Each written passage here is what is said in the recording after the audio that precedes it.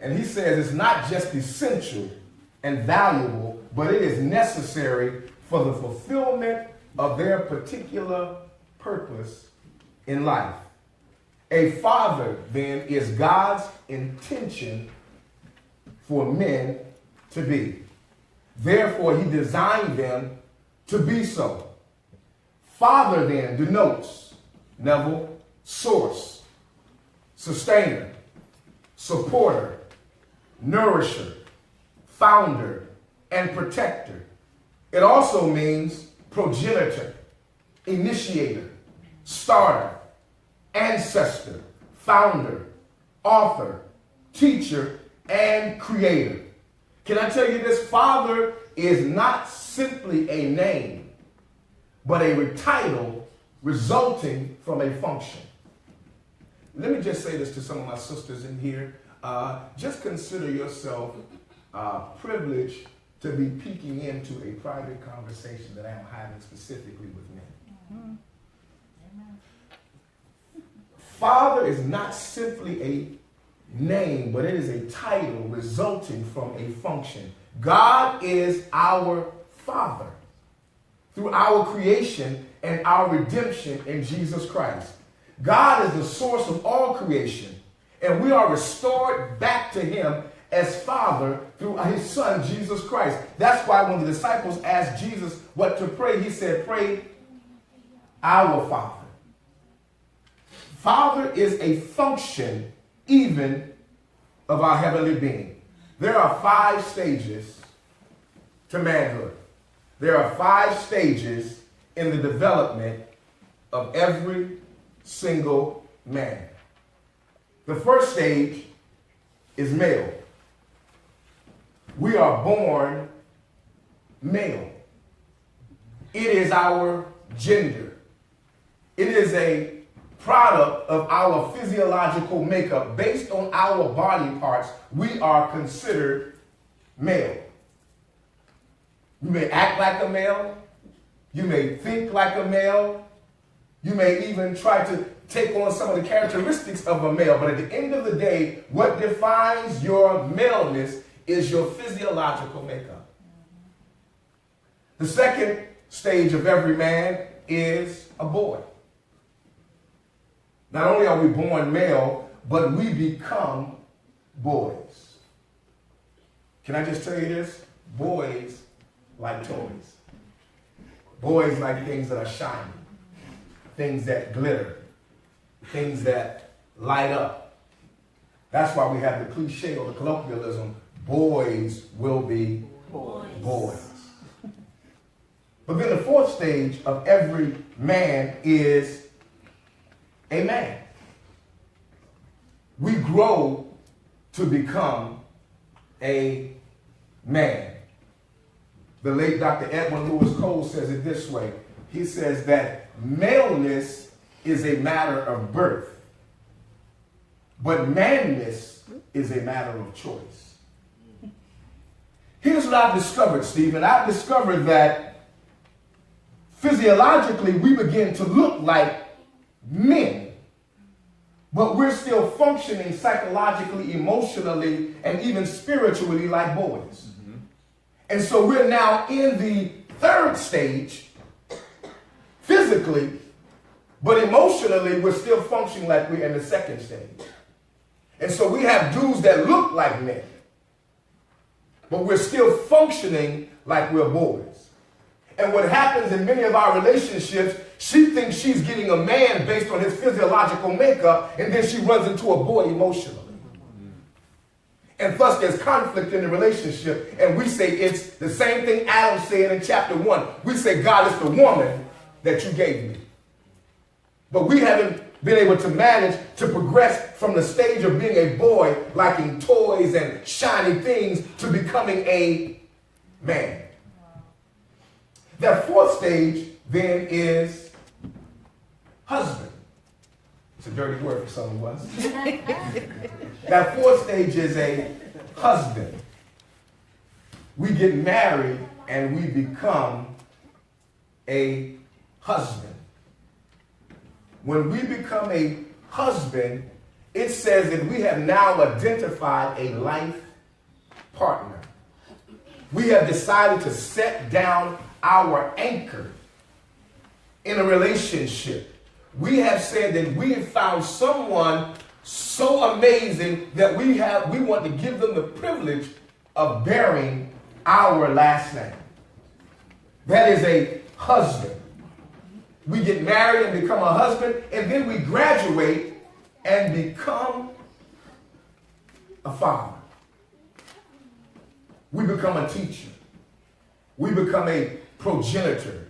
We become a sustainer. We become a nourisher. We become a protector and a provider. Can I give you this? Single or married, a man's pursuit should always be to be a better man. Single or married, our pursuit should always be to become a better man. If we are an okay man, the goal is to become better than okay. If we are an average man, the goal is to become a good man. If we are a good man, the goal is to become a great man. We should always be thriving to become a better man. Here's what I've discovered at the very minimum. If you are a good man, you'll most likely be a good husband and a good father. It's tough to be a good husband or a good father without first being a good man. And here's what I've discovered again, brothers. We haven't dealt with, if we went to church, I'll say so much. If we haven't dealt with our own stuff. Let me just say it that way. We haven't dealt with our own mess, and we find somebody that perhaps God has designed specifically for us, but because we have not moved from stage 2, we back into this thing without having examined where we are. So we're still engaging like boys. We're still engaging in bad behavior. We're still engaging in negativity, but physiologically we're man, and so we back into a relationship. Wow. And sisters, we think because he's nice and he's good, we overlook some of the other drama and we think we can change him. Once he gets for me, I'll construct a template that is specifically designed for who the man that I want. But if he hasn't been working on being a good man, rest assured he probably will not be a good husband or a good father. According to Dr. Vodi Bakum, unfortunately, we have defined incorrectly manhood by 3 things.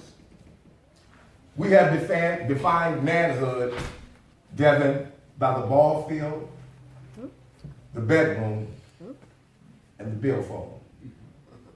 We've defined manhood by our athleticism, our sexual prowess, and our wallet. We've defined our manhood by our athletic giftedness, our sexual encounters, and the money that we have in our pocket. And we're raising a generation of men who are being defined not by their ability to take care of, not by their ability to provide, not by their ability to love and to nourish. We're raising young men who are being defined by their athleticism.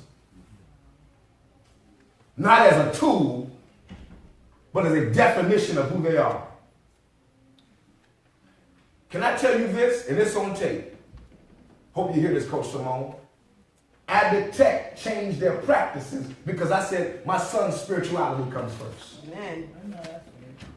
My son is a junior in college. My youngest son is a freshman in college. And when they were playing with Abbott Tech, I said, even though they were starters, I said, it won't be a practice. Because my son's spirituality comes first. He's not a ball player first. Amen. He's a man becoming that. And my responsibility is to raise a man, not a ball player.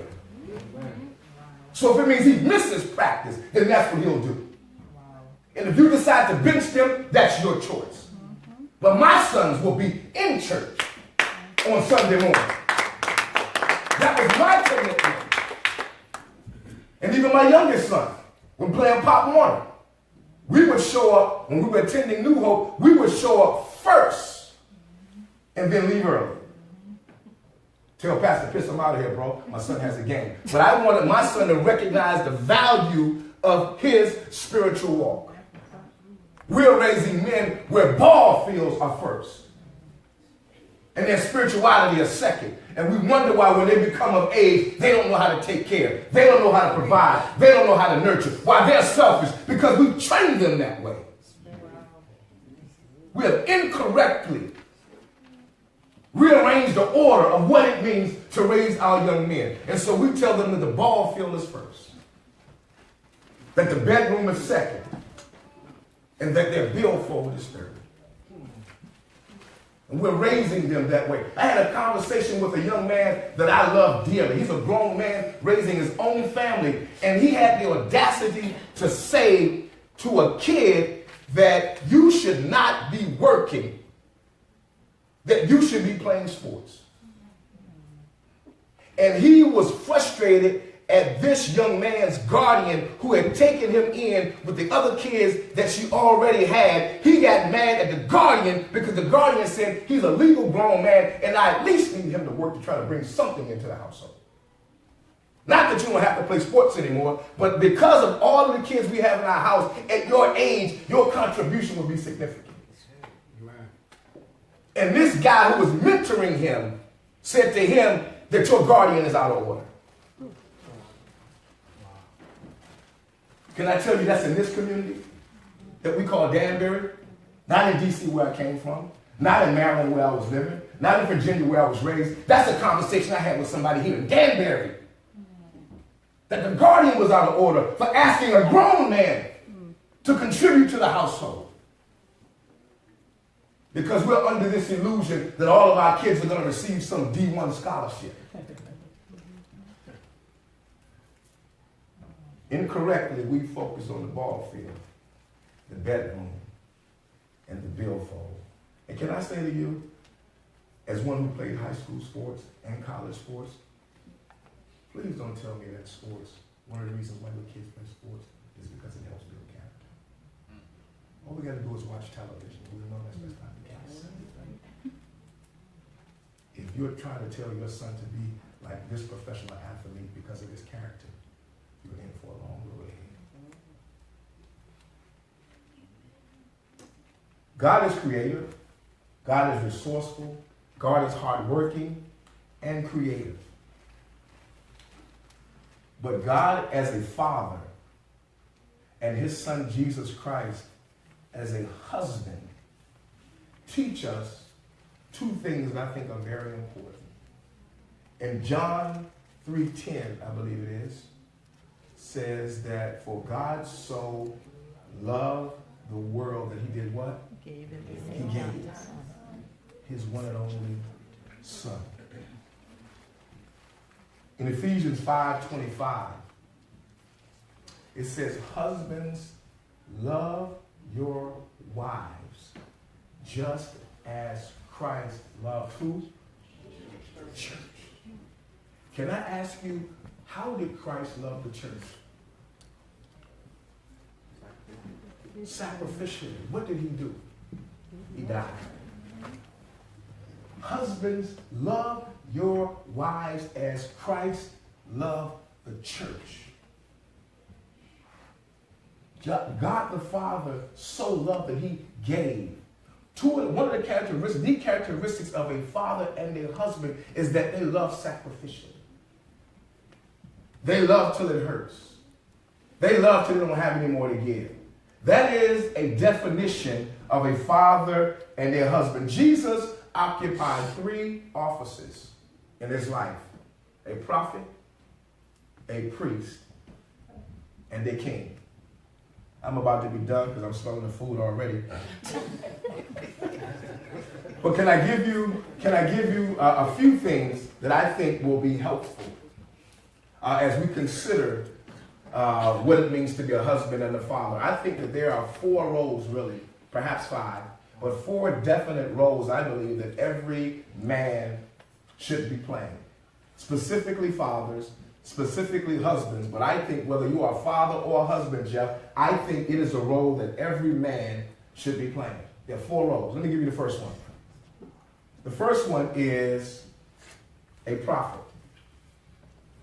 The role of a prophet, Amari, a prophet presents God to people. In the Old Testament, a prophet would face the people and speak. Jesus was a prophet who spoke the word of God to the people and was in fact the word of God incarnate.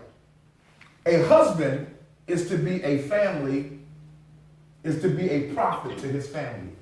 He represents God to his wife, setting the vision for the home. He proclaims the gospel of faith to his family. He provides biblical instruction and training to his wife and children without becoming legalistic. Not, I'm the man, I'm the husband. A man or a husband doesn't make us better. As somebody said, it makes us responsible for everything else around us. He prepares the family devotions and encourages private devotions. He is an arbiter or the mediator of family values. He insists on regular church attendance. He is a messenger of God to his family, Keith. It is important, sisters who aren't married, and for brothers who are considering it, it is important for you to agree, before you agree to marry her, that you have a sense of where you're going. Every man who is considering getting married, it is important for you to have a sense of where you want to go. And for my sisters in here, if you haven't asked that question, you need to. Before you say yes, you need to have a sense of where that person is going. You might discover that y'all are traveling in two different directions. And you don't want to say I do to somebody who's traveling in a different direction. The second role is a priest. If a prophet represents God to his people, then a priest represents God, represents people to God. In the Old Testament, a priest would literally turn his back to the people and mediate for them before God. Jesus is our high priest who mediated between the people and the Father by the sacrifice of his life. A priest meditates before God. In the same way, a husband is to be the family priest. A husband is the spiritual head. He represents his wife and children to God. He spends time in prayer each day, remembering their needs and concerns, the concerns of his wife. He prays for the salvation of his children. And just like Job, he asks the Lord to forgive the sins of his children. He sets the spiritual temperature at his home. He sacrifices his life for theirs. He is a mediator to God for his family. Thirdly, the role of a king. And I want to break out a king into two positions. I want to break out a king into the role, because that might be offensive. You ain't my king. Says who? I'm the king of my castle. Where you are. I want to break out the role of a king into two roles. I want to break out the role of a king into what I would call a provider and a protector. A king takes responsibility of the welfare of his people. He provides both justice and mercy to his people. Jesus is a king from the line of David. A king provides for and offers protection and security for his people. A husband should be a king to his family. He is a provider.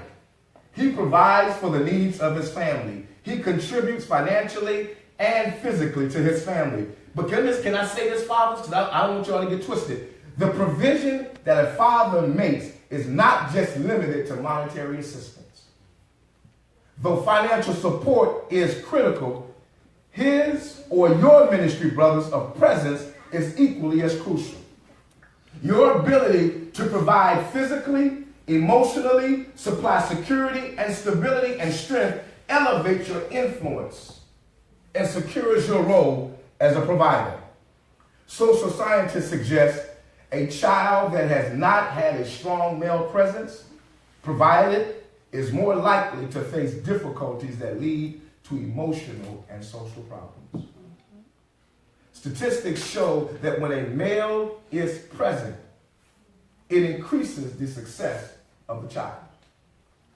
When a male is present, not just for another male, but to the daughter as well. When a male is present, it increases the success of that child. I didn't make that up. Somebody did some research on it, and they came up with it. And so let me just say to you sisters who unfortunately had to wear both hats, can I say thank God for God's grace and thank God for your persistence, that the Lord has allowed your child to be emotionally stable and healthy. Because God's design is that there are two personalities present, and they're called male and they're called female.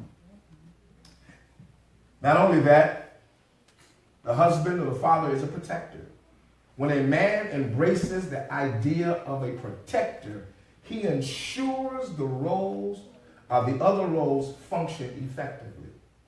When a man embraces the idea of a protector, he ensures that all the other roles are functioning effectively. Brothers, when you have labored to establish yourself in those other roles that we just talked about, you are careful of the results of every other choice that you make. Because you recognize that one decision can cost you everything you've worked for. Everything that you've worked for. A true protector is not willing to take the risk of unprotecting what is his. So I know she looks good, brother, but you don't want to take the risk of what you work for. I know it might be enticing after work, but you don't want to take the risk of unprotecting what is yours. Had a conversation with a brother recently who's a God-fearing man, but like all of us, desires are real. And sometimes, brothers, if I'm just being transparent, when we feel like that one who we've committed our life to does not show us the kind of affection and affirmation that we're longing for, we seek it elsewhere. Yes, we do. Can I say to you that as much as you feel like she's not providing the kind of affirmation to your manhood that you need not take the risk of unprotecting everything that you've worked for. Amen. It is not worth it. A temporary feel is not worth unprotecting the family that God has given you. That is our responsibility. That is our call. A true protector is not willing to take the risk of unprotecting what is his.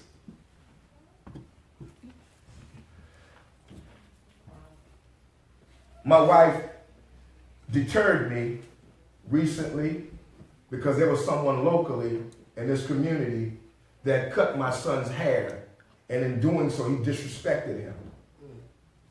And I took my reverend hat off. And I said, I'm going to find this. Forgive me, Lord. Because I know where he works.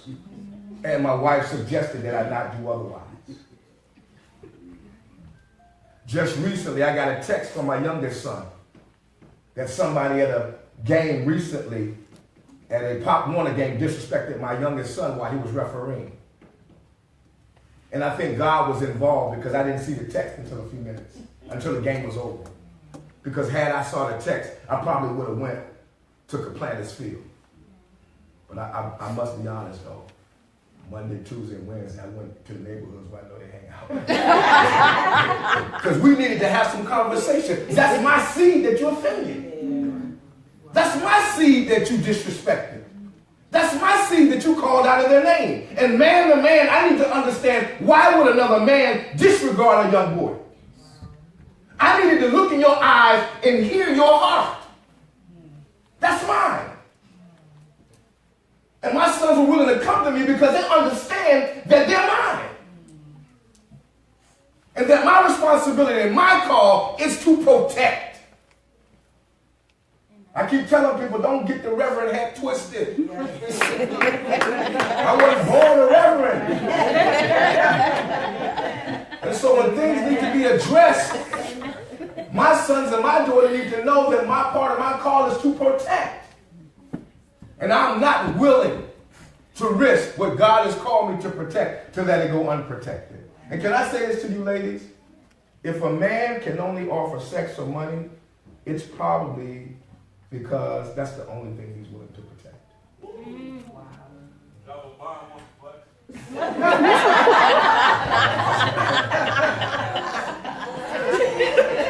If a man can only offer sex or money, it's because that's probably all he's willing to protect.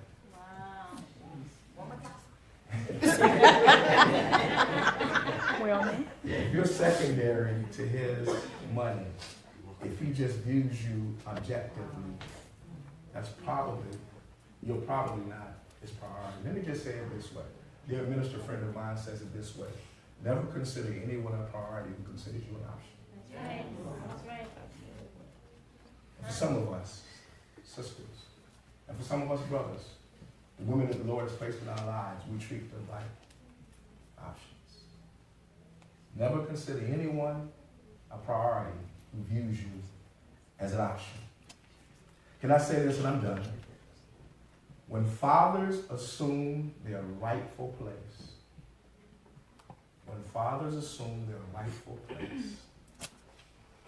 our homes are better, our communities are better, our society is better, and the world is better.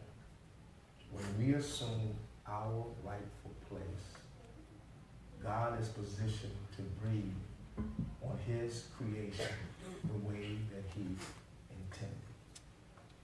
And as long as man, male, husband, father is out of place, we will continue to see the pattern of a dysfunctional family until he assumes his rightful place. That's why somebody had a debate online recently, and I'm done, I'm going to cut it off, with my aunt, as a matter of fact. I said, Eve was deceived, but Adam made a choice. And she said, didn't both of them make a choice? I said, well, deceived means to be mistaken, to be misled, to be misrepresented. That's what happened to Eve. The enemy misled her, misrepresented her, misconstrued information, and she partook. Adam made a willful choice. And when God came looking for them in the cool of the garden, he didn't say, Eve, where are you? He said, Adam, where are you? There is an order to things. And God has designed it so.